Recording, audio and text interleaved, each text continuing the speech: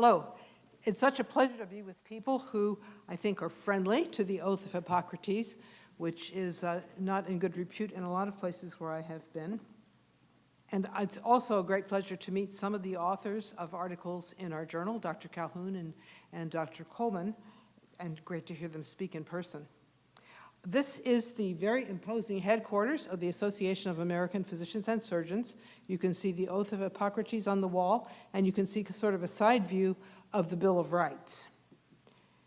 Here is a bigger picture of the oath. It's been at AAPS probably since about 1943 when we were founded. Now, the Oath of Hippocrates is really one of the pillars of Western civilization. And although it begins with swearing to Apollo and Asclepius and Panacea and Hygeia, this is a copy of it that was found in the Vatican Library in Greek because it is completely compatible with Judeo-Christian ethics.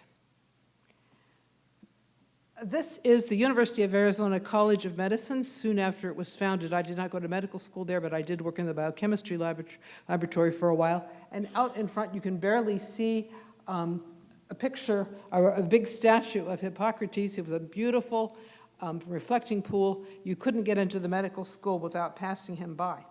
But you know that today we're tearing down the statues, and he actually survived that, but he has been relegated to a little courtyard back next to the bookstore, and you really have to know where to look for him to find him.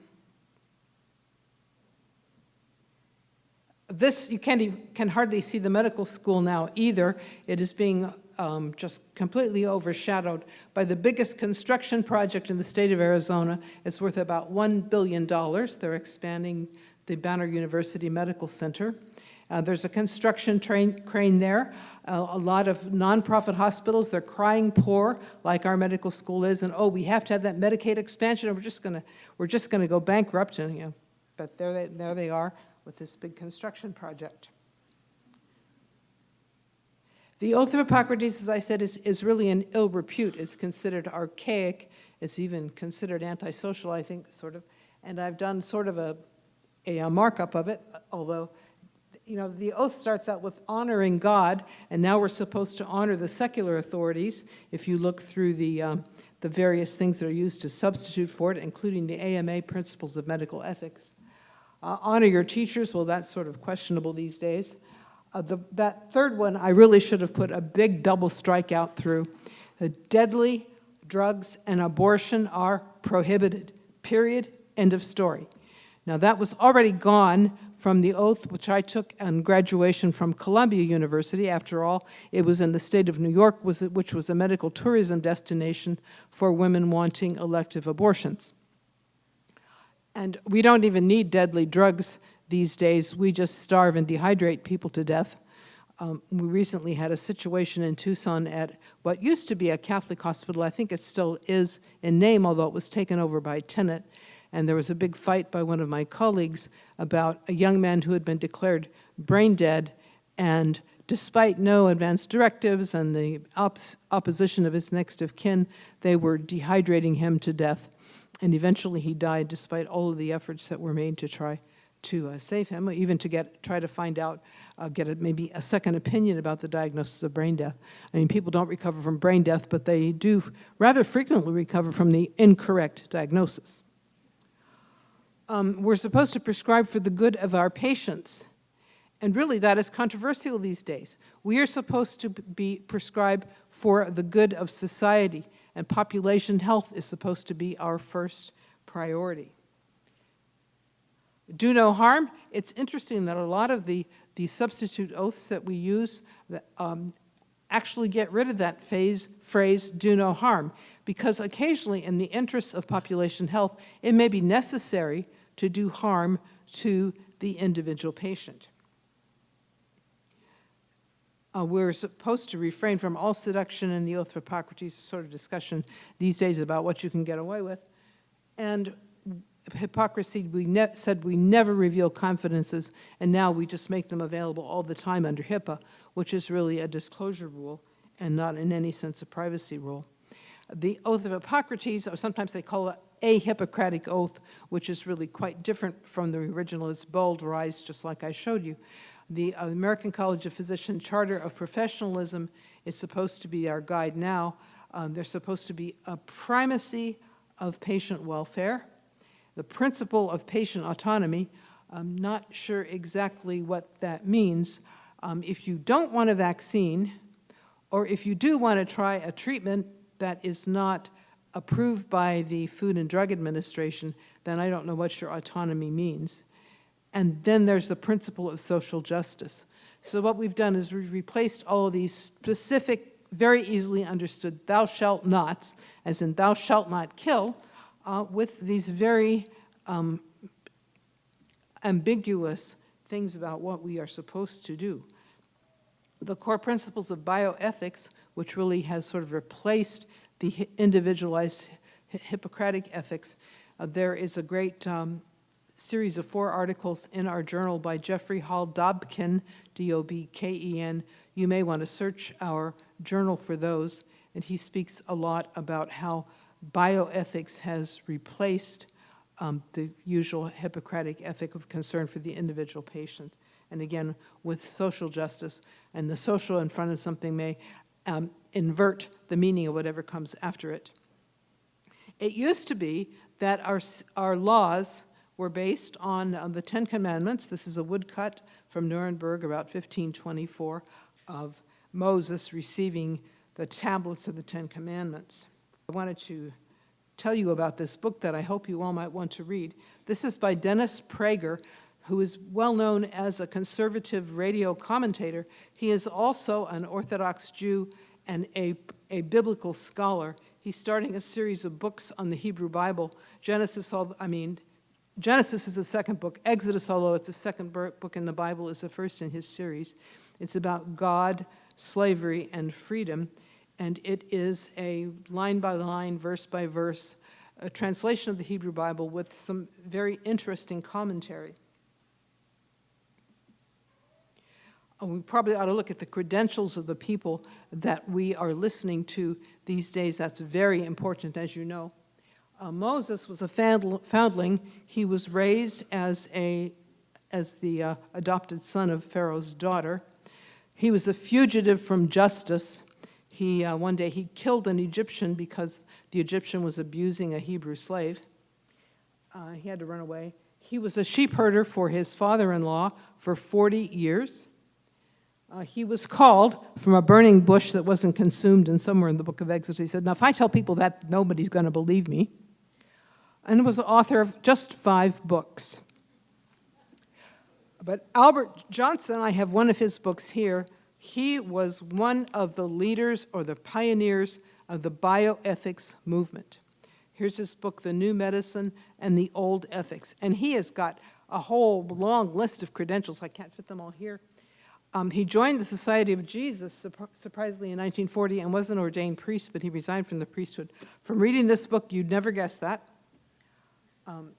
He did have a PhD from Yale, and he's been on the medical faculties of all kinds of things and on all kinds of very, very important committees, including with the National Academy of Science and the Institute of Medicine, about which we've already heard some things. He authored 6 or more books and probably thousands of articles. In contrast to what it says in bioethics, we have the Torah. And in the Torah, as Prager points out in this book on Exodus, some extremely important foundational principles of Western civilization are there. And it really does have a lot to do with slavery and freedom. That, for one thing, it presents God as a universal, incorporeal, moral, loving God beyond nature. There were not a whole tribe of warring gods who were capricious and very much involved with nature. It presents the idea of universal human worth and gets the impression, or very teaches, that slavery is inherently wrong because of this. Slavery was universal in the ancient world. The Torah did not talk about abolishing it all at once, but it gave the foundation for how it has been abolished through that part of the world that is part of Western civilization. The Decalogue, or the Ten Commandments, were handed down in kind of a no man's land out in the wilderness. And this was supposed to symbolize that the Ten Commandments were for all of humanity. A lot of the laws in Leviticus were for Jews, for keeping the Jewish culture and the nation together. But the Decalogue is for everybody. And Jethro, who was Moses' father-in-law and a Midianite priest, recognized that very clearly. Some of the principles were that everyone was equal under the law. Neither the rich man nor the poor man should receive favoritism under the law. The rich man shouldn't be able to buy his way out of things. But just because you were poor or needy or you had a bad childhood, you could not be excused from obeying the law. In the Ten Commandments, it recognizes that adultery threatens the very building block of salvation.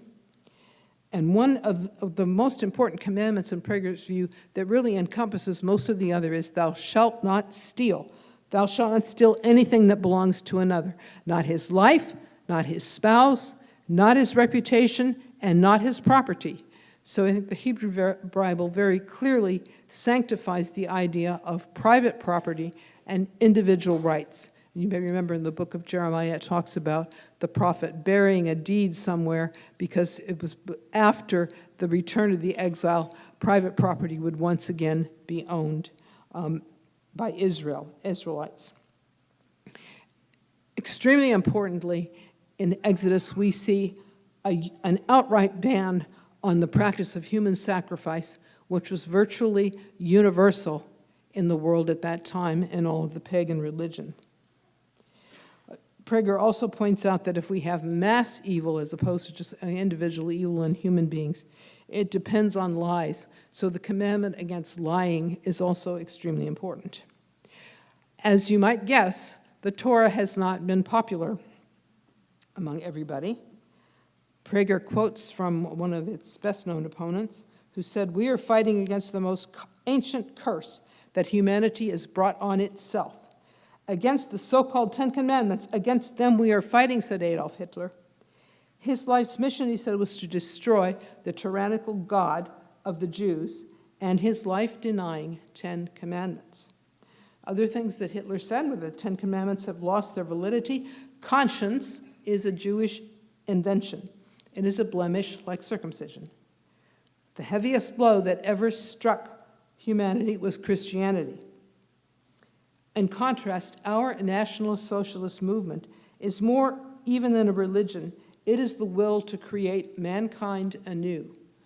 All of these evil villains in history, you may say now, oh, they were just purely evil, but I think a lot of them were thought to be doing good, and maybe Hitler even believed it himself, that his 1,000-year Reich was going to be wonderful and glorious and great for humanity, especially it was going to purify the human race through eugenics.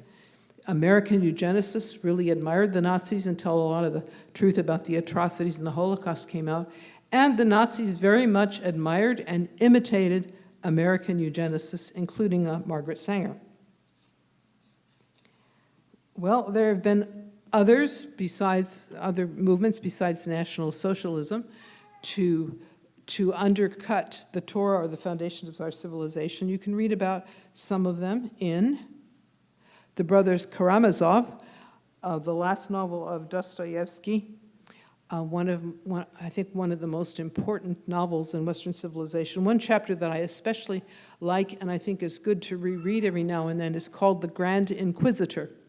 And it is the story told by the atheist brother Ivan that Jesus Christ came back to earth in medieval times in Spain in the time of the Spanish Inquisition. He went about healing people, and he went to a funeral, and he raised a little girl from the dead. So immediately the Grand Inquisitor arrested him and sentenced him to burning at the stake. He said, you know, you really messed things up to begin with, and we cannot allow you to come back and hinder us in our work, because the Inquisition was going to correct things that Christ had done wrong. He thought that it was the Great Spirit who tempted Christ in the desert, who had everything right. For one thing, Christ was going to give people the gift of freedom, which I guess God gave to men from the very beginning. And that was just insufferable for men who were really miserable, stupid creatures to deal with freedom. One thing Dostoevsky points out in the book is that eventually anything is going to be permitted. Do you know that centuries will pass and mankind will proclaim with the mouth of its wisdom and science that there is no crime and therefore no sin, but only hungry men? I think we've probably heard that a lot too, that if you're hungry, anything is allowed. There were good intentions. This was the time in Russia when socialism was beginning to gain strength, and Dostoevsky had some very interesting things to say about that. But one thing he said was that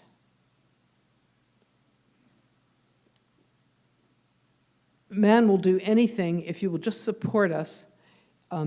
It's better that you enslave us but feed us. That the men could see very well that the government or the powers that be or the church in the Grand Inquisitor story was taking the bread that people had made, taking it from them and giving it back to them. But they would be very grateful for getting the bread from their hands. Better that you enslave us but feed us. And to keep this idea going that mankind was going to be saved by these human institutions, it was extremely important to have unanimity of opinion, to have communality of worship. And so to the socialists, I think in whatever age, or to any type of totalitarian regime, they have to have unanimity. Every dissenting voice has to be silenced. And I think we're seeing this as cultural Marxism creaks through our institutions, that in academia, in your hospital, in politics, that there are certain things that you're just not allowed to say. Well, there was another movement that was related to this idea of saving the world through a utopia. There were a number of 3 great utopian novels written about the conclusion of World War II. I'm sure you're familiar with 1984 by George Orwell and by Brave New World by Aldous Huxley. The third one by C.S. Lewis, called That Hideous Strength, is perhaps less well known, but I think perhaps even more important. It's part of a trilogy. It's the third book in a trilogy. I think you can forget about the other 2 and just look at this one. And in it, it has an institution called NICE. You've probably heard about that with respect to the National Health Service in Britain these days, but in Lewis's book, it stood for the National Institute for Coordinated Experiments. Science was going to be applied to social problems. Science was going to overrule all of this religious stuff, and the whole force of the state would back the scientific conclusions. Of course, the science threw out all of the things that we respect with science. It's objectivity, it's respect for experiment, and it's insistent on absolute truth-telling. And the hero was imprisoned for a while. It was called the objective room, by their opinion, where all the proportions were wrong, everything was wrong, everything was placed irregularly, and it could drive a person nuts. But these people would be brought around to the right way of thinking, not through punishment, but through therapy, because therapy can go on and on and on. We know a lot of our colleagues are being sentenced to these physician health programs to straighten out their thinking. Oh, we can't have this, what I just said. But then the hero had a revelation that there was something called the normal apparently existed, despite what all of these people were telling him. And he was choosing a side, the normal, and if the scientific view, or the so-called scientific point of view, led away from all that, then be damned to the scientific point of view. And I think you might have said that about some of the experiments that have been spoken about in this meeting today. That in Western civilization, or in the Bible, there are standards. This is from the book of Amos. Then he showed me, and behold, the Lord stood upon a wall made by a plumb line, and he had a plumb line in his hand. And The Lord said unto me, Amos, what seest thou? And I said, a plumb line. And he said, behold, I will set a plumb line in the midst of my people Israel, and I will not pass by them again anymore. So the Lord does insist on certain standards, straight up and down, like a plumb line. You know, that's the thing with a lead weight on the end of it. A few reflections on the word normal, which were one of those things we're not exactly supposed to say these days, or else anything could be normal. A recovering geometry teacher reminds you that a line that's normal to another line is perpendicular. It's a straight angle. It's a square. It's 90 degrees. All of these things may be looked down upon these days. This is my father's carpenter's square. And this is a medieval work of art showing St. Joseph's carpenter shop. And if you look closely, I don't know if you can see it here, but on the back wall among the tools, there's a right triangle, which is still in any carpenter's toolkit. You have to have a right triangle. Well, is this important? G.K. Chesterton warned us against the modern and morbid habit of always sacrificing the normal to the abnormal. That is liberalism in a nutshell, and it will always find more things to sacrifice on the altar of abnormality. So we can see all kinds of things now that used to be unthinkable are becoming sort of customary and unchallengeable. Well, why does it matter that things are straight up and down? Well, in construction, it obviously matters. And here we see an example of what happens when it isn't. That tower is going to fall down.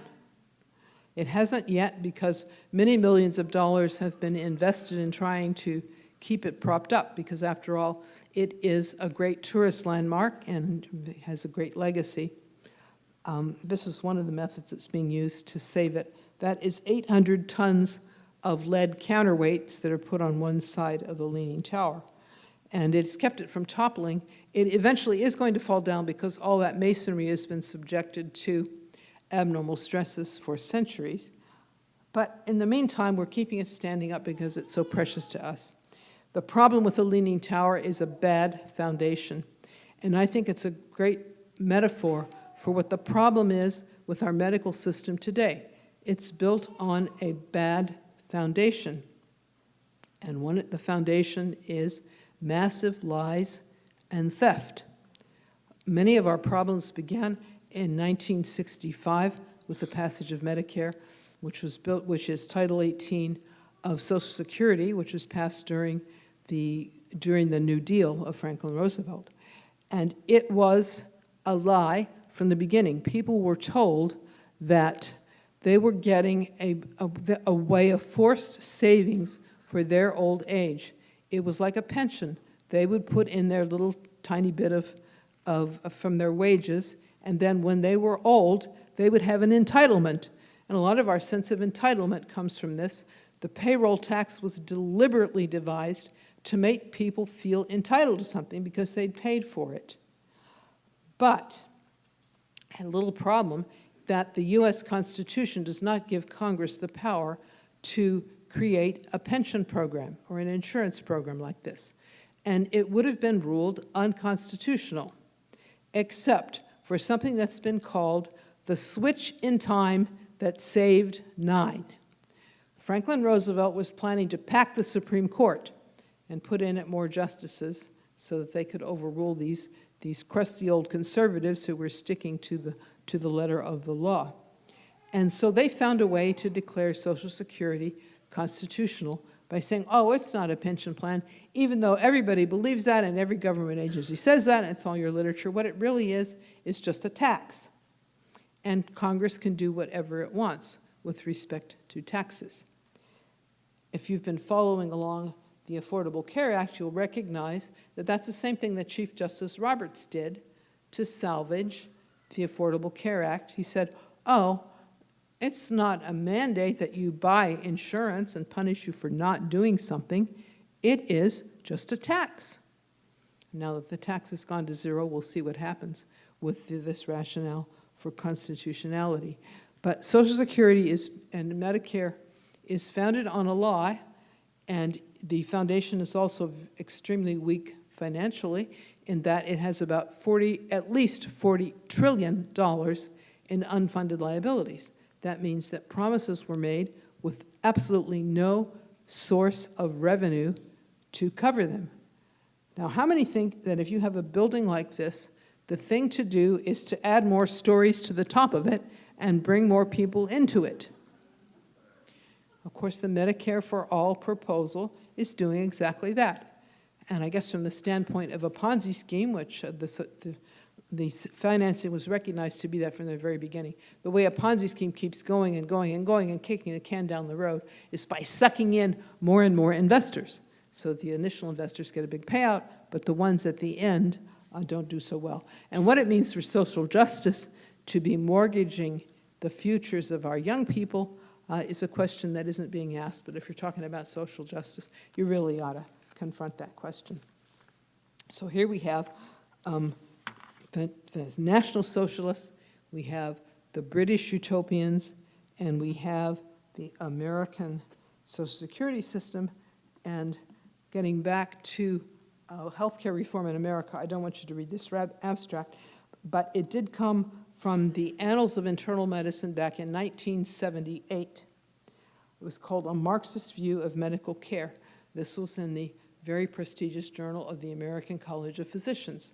And I read this back when I was a VA doctor and a university lecturer, and thought, wait a minute.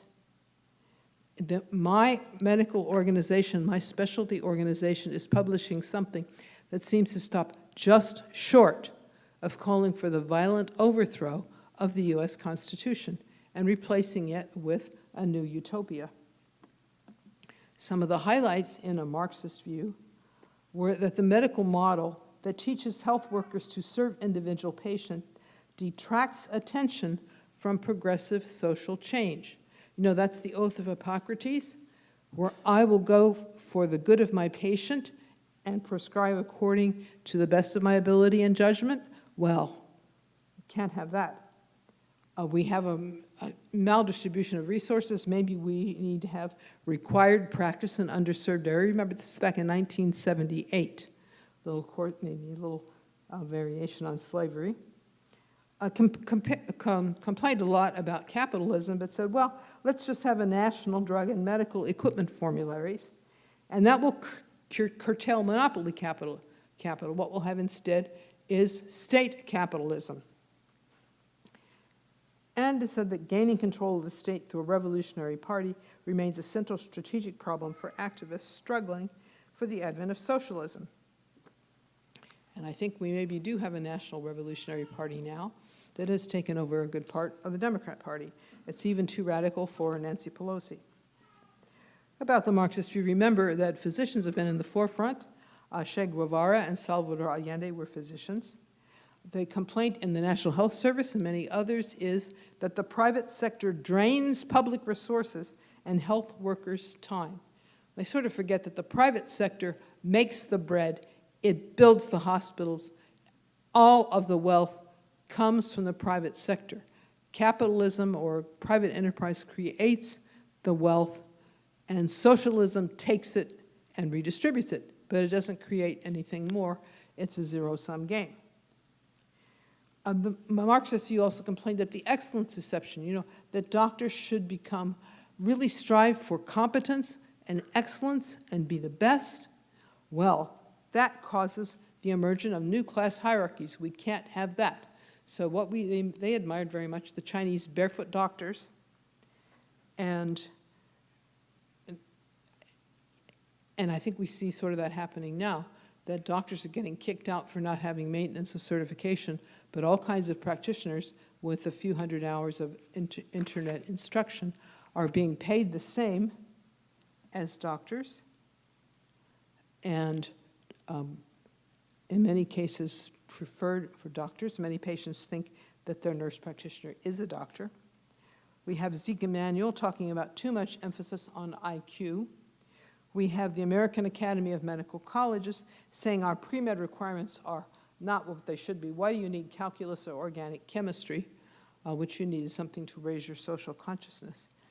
And our medical school classes are being chosen on the basis of diversity to eliminate disparities and bring about social justice, not with much less emphasis on the quality of the applicants. A lot of the problems we have then in medicine today are what our member G. Keith Smith, who's the founder of Surgical Center of Oklahoma, said are downstream from a bad assumption.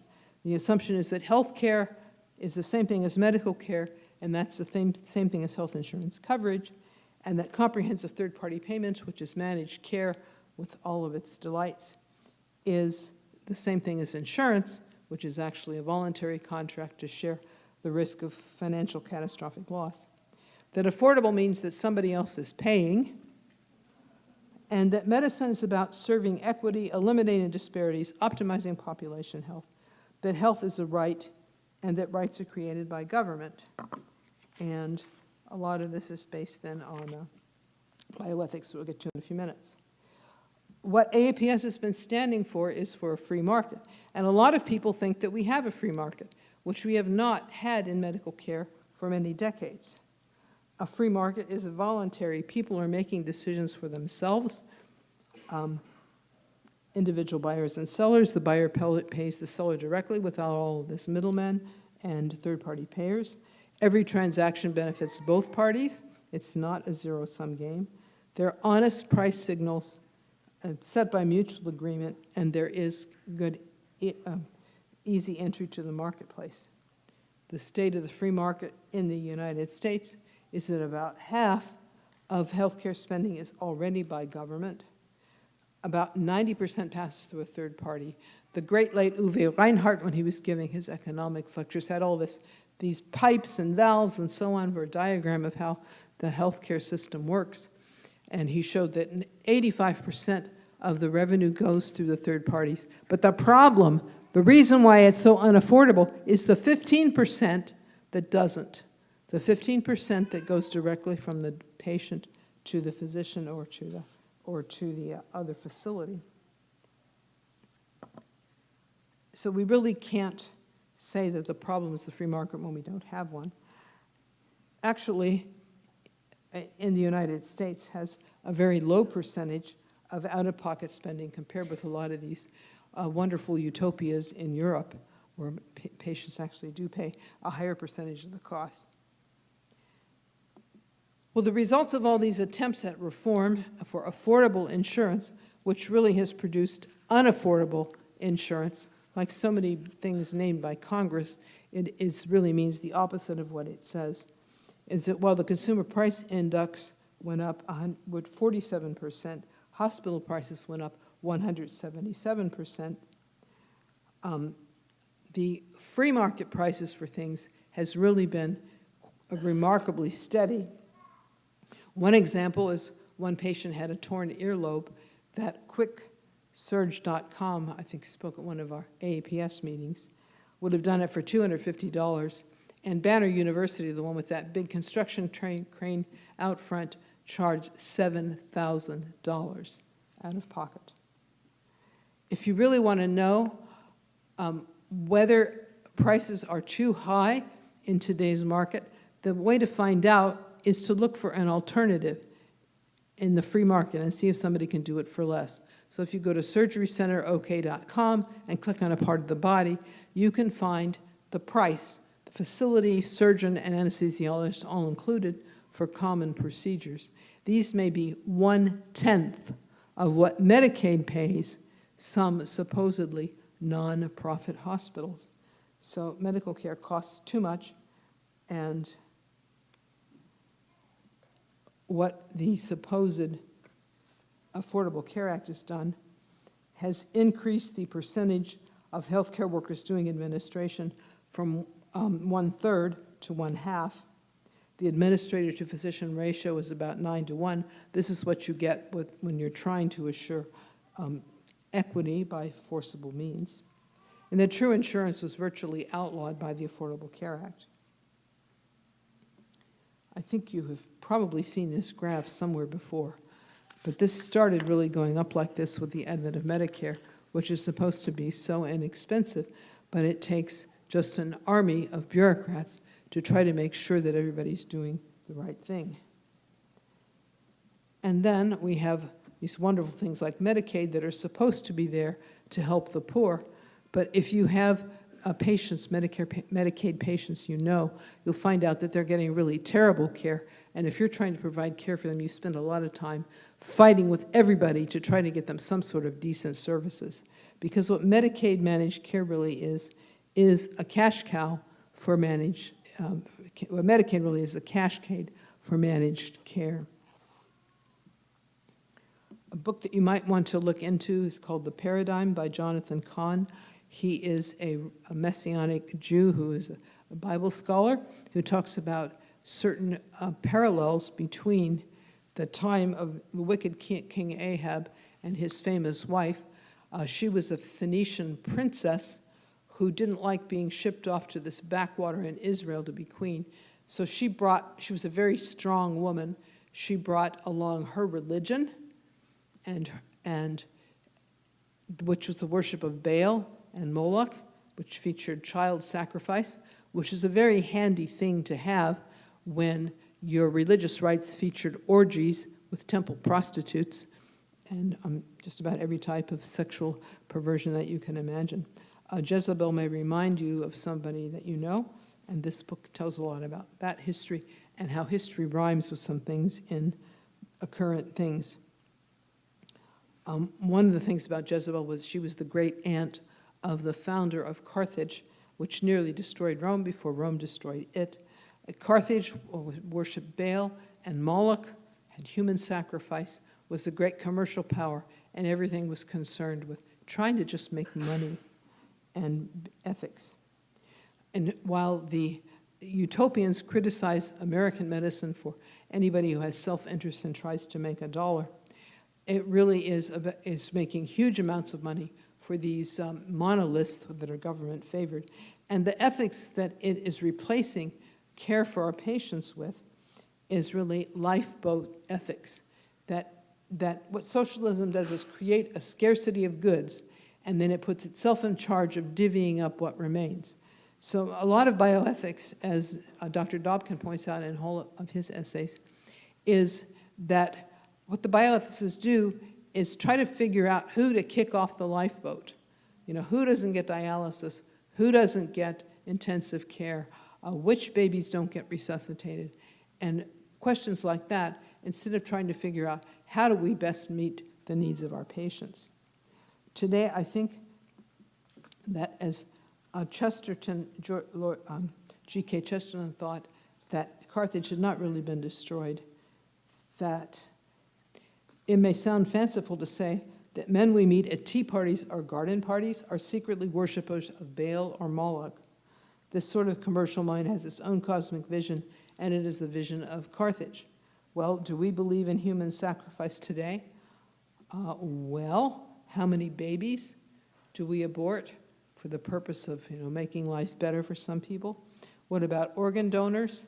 Are we sort of hastening the diagnosis of brain death to help feed the market for our organ donors? Arthur Caplan, one of the great bioethicists, was mentioned last night. I had an opportunity to ask him a question in a presentation. I said, well, do you think hospitals are cutting corners on making the diagnosis of brain death? They're not really following the criteria? And he sort of laughed. And he said, well, I wouldn't be surprised if some of them, took a few shortcuts. After all, it's for a good cause.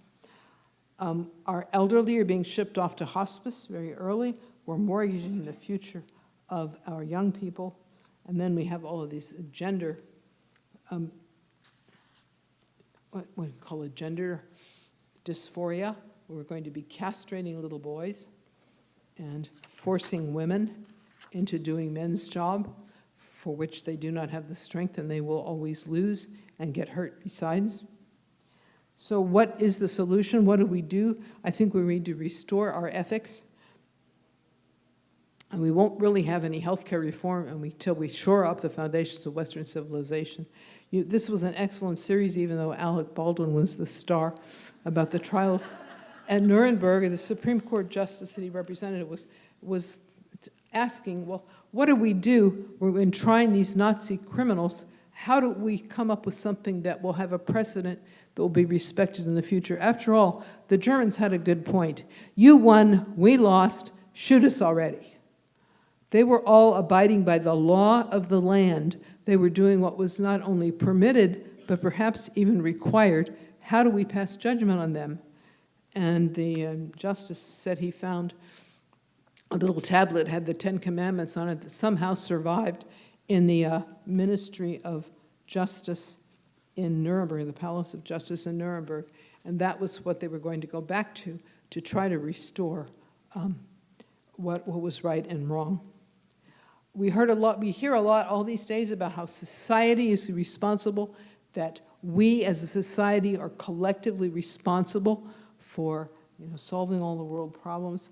And I would just suggest that if there is cosmic justice, and maybe you don't believe in it, but that doesn't mean it won't happen. This was Here Come the Judge by Michelangelo, the Last Judgment, on the back wall of the Sistine Chapel. And you will notice that the judge is there, and there's the river Styx down below, and that society is not being judged. It is individuals who are being judged, individuals who are being held accountable for what they do and what they don't do. The Association of American Physicians and Surgeons is dedicated to ethical private medicine. We think that we do not believe in trying to tear down the building on which all of these people are dependent. We think that at this point, we all need to declare independence and to escape from the evil system. What you are all doing is extremely important. We must maintain our freedom of conscience, saying, no, we're not going to kill our patients. We're not going to participate in the abortion of babies. The best thing to do is to opt out of the system, because if you take their money, arguably you are partly an accomplice to the crime. It's being harder and harder to avoid this because everybody has a sense of entitlement, but more and more of our members are doing it and finding joy again in practicing medicine the way they learned to practice it, the way it must be practiced. And our patients desperately and urgently need independent doctors that they can rely on. The service is not only economical and affordable, but it is ethical and moral and means preserving life and healing instead of causing death and destruction in the interest of an impossible socialist utopia. Thank you.